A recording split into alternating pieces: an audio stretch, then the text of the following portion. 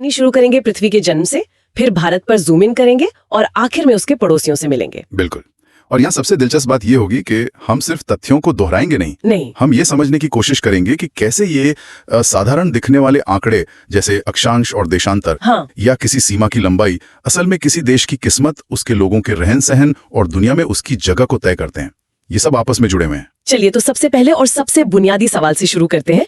भूगोल शब्द नोट्स में लिखा है ये जियो यानी पृथ्वी और ग्राफी यानी अध्ययन। हाँ, पृथ्वी का अध्ययन। ये तो आसान था, लेकिन पृथ्वी का आकार जियोड बताया गया है। इसका क्या मतलब हुआ? ये पूरी तरह गोल नहीं है? सही पकड़ा। जियोड का मतलब है कि पृथ्वी ध्रुवों पर यानी ऊपर और नीचे से थोड़ी चपटी है और भूमध्य रेखा पर थोड़ी उभरी हुई है। अच्छा, संतरे की तरह। हाँ, कुछ कुछ वैसा ही, लेकिन उतना ज्यादा नहीं। ये इसके अपने अक्ष पर घूमने की वजह से है, तो ये एकदम परफेक्ट गोला नहीं है। इसका अपना एक यूं कहिए अनोखा आकार है। वाह। अब थोड़ा समय में पीछे चलते हैं, मतलब बहुत पीछे। नोट्स में जिक्र है पैंजिया का। Super continent. हाँ, लगभग 22.5 करोड़ साल पहले का। ये सोचना ही कमाल है कि आज के सारे देश, अमेरिका, यूरोप, एशिया, सब एक ही जमीन के टुकड़े पर थे। बिल्कुल। और उस अकेले विशाल महाद्वीप के चारों ओर जो विशाल महासागर था, उसे पैंथालासा कहते थे। पैंथालासा। हाँ, फिर जब धरती के अंदर की वो जो टेक्टोनिक प्लेट्स हैं वो हिली, तो पैंजिया टूटना शुरू हुआ। ये दो बड़े हिस्सों में बटा। जो हिस्सा उत्तर की ओर गया वो कहलाया अंगारामैंड या लॉरेशिया। लॉरेशिया। इससे आज का उत्तरी अमेरिका, यूरोप और एशिया बना। सही। और दक्षिणी हिस्सा गोंडवाना लैंड कहलाया। नोट्स के मुताबिक इससे अफ्रीका, दक्षिण अमेरिका, ऑस्ट्रेलिया और अंटार्कटिका बने, और इसमें भारत का भी जिक्र है। हाँ, और यही सबसे अहम कड़ी है। भारत का जो प्रायद्वीपीय पठार है, मतलब दक्षिण भारत का ज्यादातर हिस्सा, अच्छा, वो इसी गोंडवाना लैंड का एक टुकड़ा है जो टूटकर उत्तर की ओर खिसका और एशियाई प्लेट से टकराया। और इसी टक्कर से हिमालय बना। बिल्कुल, दुनिया की सबसे ऊंची पर्वत श्रृंखला हिमालय। तो आज जो हम भारत का नक्शा देखते हैं, उसकी कहानी करोड़ों साल पुरानी है। मतलब हम आज भी उस महान टकराव के नतीजों के बीच रह रहे हैं। चलिए, अब उन काल्पनिक रेखाओं पर आते हैं जो ग्लोब पर खींची होती हैं। अक्षांश और देशांतर। हाँ, मुझे ये हमेशा थोड़े कंफ्यूजिंग लगते थे। अगर पृथ्वी को एक गेंद माने तो अक्षांश रेखाएं उस पर लेटे हुए रबर बैंड की तरह हैं। और देशांतर संतरे की फांकों की तरह ऊपर से नीचे तक। क्या ये सही तरीका है इसे समझने का? ये बहुत ही बढ़िया तरीका है इसे याद रखने का। अक्षांश यानी लैटिट्यूड्स लेटी हुई रेखाएं हैं जो पूर्व से पश्चिम की ओर जाती हैं। ओके। सबसे लंबी और सबसे जरूरी है 0 डिग्री भूमध्य रेखा, इक्वेटर, जो पृथ्वी को उत्तरी और दक्षिणी गोलार्ध में बांटती है। नोट्स में एक बहुत दिलचस्प तथ्य है कि भूमध्य रेखा पर वायुमंडलीय दबाव सबसे कम होता है। अच्छा। हाँ, इसलिए ज्यादातर रॉकेट लॉन्चिंग स्टेशन भूमध्य रेखा के पास बनाए जाते हैं। यहाँ से अंतरिक्ष में जाना थोड़ा आसान होता है। अच्छा, तो इसका एक वैज्ञानिक कारण है। और दो अक्षांशों के बीच की दूरी हमेशा लगभग 111 किलोमीटर रहती है। लगभग उतनी है। अब देशांतर की बात करते हैं, जो संतरे की फांकों की तरह हैं। ये उत्तरी ध्रुव को दक्षिणी ध्रुव से जोड़ती हैं। हाँ, और ये कुल 360 हैं। इनमें सबसे जरूरी है 0 डिग्री देशांतर, जिसे प्रधान मध्याह्न या प्राइम मेरिडियन कहते हैं। ये लंदन की ग्रीनविच से होकर गुजरती है। बिल्कुल, और यही से दुनिया का मानक समय GMT तय होता है। लेकिन ये रेखाएं सिर्फ समय के लिए नहीं है। आज हम जो GPS इस्तेमाल करते हैं वो भी इसी पर काम करता है। हाँ, वो इन्हीं अक्षांश और देशांतर के जाल पर काम करता है। आपकी गाड़ी में लगा GPS हर सेकंड ये पता लगाता है कि आप किस अक्षांश और किस देशांतर पर हैं, और उसी से आपकी लोकेशन तय होती है। और 180 डिग्री देशांतर को अंतर्राष्ट्रीय तिथि रेखा कहते हैं। नोट्स में लिखा है कि ये सीधी रेखा नहीं है, इसे जमीन से बचाने के लिए टेढ़ा मेढ़ा बनाया गया है। ऐसा क्यों? सोचिए, अगर ये रेखा किसी देश के बीच से सीधी गुजर जाए तो उस देश के एक हिस्से में सोमवार होगा और दूसरे हिस्से में मंगलवार। अरे हाँ, कितना कंफ्यूजन होगा। बिल्कुल, इसी से बचने के लिए इसे समुद्र से होकर इस तरह निकाला गया है कि ये किसी बड़े जमीनी हिस्से को ना काटे। ये दिखाता है कि कैसे हमने अपनी सहूलियत के लिए इन काल्पनिक रेखाओं को भी मोड़ दिया है। तो ये रेखाएं पूरी दुनिया को एक ग्रिड में बांधती हैं। चलिए, अब जूम इन करके देखते हैं कि इस ग्रिड में हमारा देश भारत कहाँ फिट बैठता है। नोट्स में एक आंकड़ा है जो मुझे चौंका गया। भारत में दुनिया की 17.7% आबादी रहती है, जबकि इसका क्षेत्रफल दुनिया का सिर्फ 2.4% है। ये आंकड़ा सिर्फ एक तथ्य नहीं है, ये भारत की हर बड़ी चुनौती और हर बड़े अवसर की जड़ है। जैसे चाहे वो शहरों में भीड़ भाड़ हो, संसाधनों पर दबाव हो, पर्यावरण से जुड़ी चिंताएं हों, या फिर हमारी विशाल युवा आबादी का फायदा उठाने की बात हो, इस एक लाइन में भारत की आधी कहानी छिपी है। बिल्कुल। अब इसके विस्तार की बात करें तो उत्तर में 37 डिग्री 6 N से लेकर मुख्य भूमि पर दक्षिण में 8 डिग्री 4 N तक, और इसकी उत्तर से दक्षिण की लंबाई है 3,214 किलोमीटर और पूर्व से पश्चिम की चौड़ाई 2,933 किलोमीटर। इन नंबरों से अंदाजा लगता है कि हमारा देश असल में कितना बड़ा है। और इन विशाल दूरियों के सिरों पर जो बिंदु हैं, उनके नाम भी काफी रोचक हैं। हाँ, नोट्स में ये साफ साफ दिए गए हैं। हाँ। सबसे उत्तरी बिंदु है इंदिरा कॉल। इंदिरा कॉल। सबसे दक्षिणी बिंदु है इंदिरा पॉइंट, जो अंडमान निकोबार में है और 2004 की सुनामी में पानी में डूब गया था। सबसे पूर्वी बिंदु अरुणाचल प्रदेश में किबिथु है, जहां सूरज की पहली किरणें पड़ती हैं, और सबसे पश्चिमी बिंदु गुजरात में गुहार मोती है। और इन दोनों के बीच समय का लगभग 2 घंटे का अंतर है। हाँ, 2 घंटे का। इसीलिए हमें एक मानक समय रेखा की जरूरत पड़ी होगी। बिल्कुल। लेकिन उससे पहले कर्क रेखा की बात करते हैं। 23.5 डिग्री उत्तरी अक्षांश। ये भारत के लगभग बीच से 8 राज्यों से होकर गुजरती है। गुजरात, राजस्थान, मध्य प्रदेश, छत्तीसगढ़, झारखंड, पश्चिम बंगाल, त्रिपुरा और मिजोरम। क्या इसका भारत पर कोई खास असर पड़ता है? बहुत गहरा असर पड़ता है।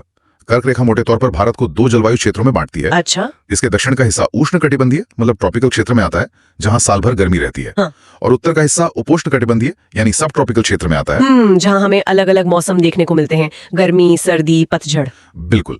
तो ये रेखा सिर्फ नक्शे पर नहीं है, ये हमारे मौसम, फसलों और रहन सहन को भी तय करती है। और इसी तरह भारत की मानक समय रेखा जो 82.5 डिग्री पूर्वी देशांतर है, वो पूरे देश का समय तय करती है। ये 5 राज्यों से गुजरती है। नोट्स में इसकी एक गणना भी दी गई है कि हमारा समय GMT से 530 मिनट्स आगे क्यों है। हाँ, ये बहुत सीधा सा गणित है। पृथ्वी 24 घंटे में 360 डिग्री घूमती है, मतलब 1 घंटे में 15 डिग्री। ओके। इसका मतलब 1 डिग्री देशांतर घूमने में 4 मिनट लगते हैं। 4 मिनट। हाँ, तो भारत की मानक रेखा 82.5 डिग्री पूर्व में है। तो 82.5 को 4 से गुणा करने पर 330 मिनट आते हैं, यानी 5.5 घंटे। हाँ। तो जब लंदन में दोपहर के 12 बजते हैं, हमारे यहाँ शाम के 5:30 बज रहे होते हैं। बिल्कुल सही। बहुत बढ़िया तरीके से समझाया। चलिए अब भारत की जमीनी हदों से बाहर निकलकर उसके पड़ोसियों की ओर देखते हैं। भारत की सीमाएं 7 देशों से जमीन पर मिलती हैं। नोट्स में एक दिलचस्प तुलना है। सबसे लंबी सीमा बांग्लादेश के साथ है, 4096.7 किलोमीटर। हाँ, और सबसे छोटी अफगानिस्तान के साथ सिर्फ 106 किलोमीटर। और ये सीमाएं सिर्फ लकीरें नहीं, बल्कि 2 देशों के रिश्तों का आईना होती हैं। ये सही कहा। एक तरफ बांग्लादेश है, जिसके साथ हमारी इतनी लंबी घुमावदार सीमा है। कई जगहों पर तो नदियां ही सीमा बनाती हैं। हाँ। वहाँ संस्कृति और भाषा का गहरा रिश्ता है। दूसरी तरफ अफगानिस्तान के साथ हमारी छोटी सी सीमा है, जो आज पाकिस्तान अधिकृत कश्मीर में पड़ती है, और वहाँ पहुंचना भी मुश्किल है। तो दोनों की चुनौतियां बिल्कुल अलग हैं। बिल्कुल अलग। ये बहुत दिलचस्प नजरिया है। चलिए नोट्स के हिसाब से कुछ और पड़ोसियों पर नजर डालते हैं। चीन के साथ हमारी सीमा रेखा का नाम मैकमोहन रेखा है, जो अक्सर तनाव का कारण रहता है। हाँ, वहीं नेपाल के साथ हमारी सीमाएं काफी हद तक खुली हुई हैं, लोगों का आना जाना लगा रहता है। बिल्कुल। चीन के साथ सीमा विवाद का एक लंबा इतिहास है, जबकि नेपाल और भूटान के साथ हमारे सांस्कृतिक और ऐतिहासिक रिश्ते बहुत गहरे हैं। भूटान, जिसे land of the thunder dragon भी कहते हैं। हाँ, उसका राष्ट्रीय खेल तीरंदाजी है, जो उनकी संस्कृति का प्रतीक है। ये दिखाता है कि हर पड़ोसी के साथ हमारा रिश्ता कितना अनूठा है। और पाकिस्तान के साथ सीमा रेखा का नाम है रेड क्लिफ रेखा, जो बंटवारे के समय खींची गई थी। इसका इतिहास भी तनाव भरा रहा है। नोट्स में म्यांमार का भी जिक्र है। हाँ, म्यांमार हमारे पूर्व में है। और आखिर में अफगानिस्तान, जिसका राष्ट्रीय खेल बुज़क्शी है। बुज़क्शे, ये कैसा खेल है? ये सुनने में थोड़ा अजीब लगता है, लेकिन ये खेल उस इलाके की संस्कृति और इतिहास को दिखाता है। ताकत, घुड़सवारी का हुनर और एक तरह की जंगली ऊर्जा। ये सिर्फ एक खेल नहीं, पहचान का प्रतीक है। अच्छा, जमीन के अलावा समुद्र में भी हमारे पड़ोसी हैं, श्रीलंका और मालदीव। हाँ, ये दोनों हिंद महासागर में हमारे बहुत महत्वपूर्ण पड़ोसी हैं। इनके साथ हमारे व्यापारिक और रणनीतिक रिश्ते बहुत मायने रखते हैं। जमीनी सीमाओं की तरह ही समुद्री रास्ते भी देशों को जोड़ते हैं। आपने समुद्री रास्तों की बात की, तो समुद्र में भी तो सीमाएं होती होंगी। ये कैसे तय होता है कि किस देश का कहां तक अधिकार है? ये एक बहुत जरूरी सवाल है। इसके लिए 1982 में संयुक्त राष्ट्र की एक संधि हुई थी, जिसे UNCLOS कहते हैं। UNCLOS? हाँ, इसने देशों के समुद्री अधिकारों को परिभाषित किया ताकि कोई भ्रम या लड़ाई ना हो। ओके। इसके तहत 3 मुख्य क्षेत्र बनाए गए। पहला है तट से 12 नॉटिकल मील तक का प्रादेशिक समुद्री क्षेत्र। इस पर देश का वैसा ही पूरा अधिकार होता है जैसा उसकी जमीन पर। बिल्कुल, पूरा अधिकार। ठीक है, और इसके बाद? इसके बाद 24 नॉटिकल मील तक सन्निहित क्षेत्र आता है, जहां देश अपने सीमा शुल्क, टैक्स या अप्रवासन से जुड़े कानून लागू कर सकता है। एक तरह का बफर जोन। और फिर आता है सबसे महत्वपूर्ण हिस्सा, 200 नॉटिकल मील तक का विशिष्ट आर्थिक क्षेत्र, यानी एक्सक्लूसिव इकोनॉमिक जोन, EEZ। तो इसका मतलब भारत के पास अपनी जमीन से कहीं बड़ा समुद्र का इलाका है जहां वो आर्थिक गतिविधियां कर सकता है। ये तो देश के लिए एक छुपा हुआ खजाना हुआ। बिल्कुल, आप इसे सोने की खान कह सकते हैं। इस 200 नॉटिकल मील के इलाके में मौजूद सभी समुद्री संसाधनों, जैसे मछली, तेल, गैस। हाँ, और अन्य खनिजों पर उस देश का एकमात्र अधिकार होता है। अच्छा। और यही वजह है कि दक्षिण चीन सागर जैसे इलाकों में देशों के बीच इतना तनाव है। वो लड़ाई सिर्फ पानी की नहीं, बल्कि इन अरबों खरबों के समुद्री संसाधनों पर अधिकार की लड़ाई है। अब समझ आया कि ये समुद्री सीमाएं इतनी महत्वपूर्ण क्यों हैं। आखिर में नोट्स में भारत के द्वीप समूहों का जिक्र है, अंडमान और निकोबार और लक्षद्वीप। हाँ, ये भारत के दो प्रमुख द्वीप समूह हैं, सामरिक और प्राकृतिक, दोनों ही नजरियों से बहुत अहम है। अंडमान और निकोबार बंगाल की खाड़ी में है। यहाँ 572 द्वीप हैं, लेकिन सिर्फ 38 पर ही लोग रहते हैं। 572? हाँ, और एक बहुत ही रोचक बात, भारत का एकमात्र सक्रिय ज्वालामुखी बैरन आइलैंड यहीं पर है। और लक्षद्वीप? लक्षद्वीप अरब सागर में है और ये प्रवाल भित्तियों मतलब कोरल से बना है। ये बहुत ही नाजुक पारिस्थितिकी तंत्र है। यहाँ कुल 36 द्वीप हैं, जिनमें से सिर्फ 7 पर आबादी रहती है। तो ये अपनी खूबसूरती के लिए जाने जाते हैं। हाँ, लेकिन जलवायु परिवर्तन का इन पर बहुत बड़ा खतरा मंडरा रहा है। तो हमने इन हाथ से लिखे नोट्स के जरिए भूगोल की एक बहुत तेज लेकिन काफी गहरी यात्रा की। हमने पृथ्वी के बनने से लेकर भारत के कोने कोने और उसके पड़ोसियों की अनूठी पहचान तक को समझा। ये वाकई में जानकारी का एक बेहतरीन संग्रह है, जिसने बहुत सी चीजों को एक नए नजरिए से देखने में मदद की। हाँ, और ये सब जानने के बाद एक सवाल मन में आता है, जिस पर सोचना चाहिए। क्या?